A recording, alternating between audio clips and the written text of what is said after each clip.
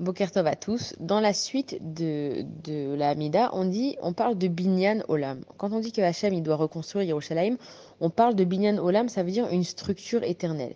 Et le prophète Yeshayahu, il dit que Hachem il va reconstruire Yerushalayim avec des pierres précieuses. Il y aura des rubis, il y aura des saphirs, il y aura des émeraudes, des diamants, etc. Et que la Shrina, la présence divine, elle est représentée par une colonne de feu qui sera visible de loin par le monde entier et que chacun, quand il va regarder cette colonne de feu, peu importe là où il est, en Chine, au Japon, en Russie, il se dira, ah, la présence de Dieu, elle est à cet endroit là où il y a cette colonne de fumée.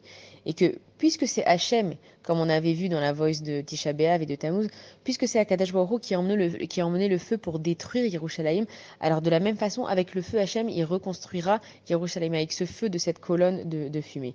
Et de là, on apprend que celui qui s'est donné une raison ou les moyens de détruire quelque chose, alors il a les mêmes forces pour les reconstruire.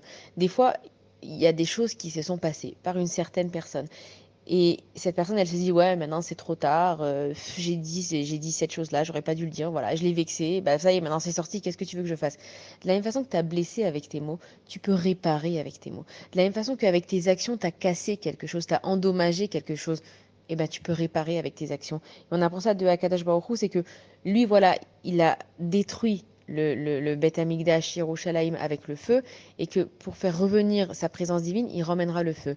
Donc tout notre but en tant qu'être humain, c'est de ressembler au maximum à Akadosh Baruch Hu, et donc de chaque midot, on apprend d'Akadosh Baruch Hu. Bonne journée à tous.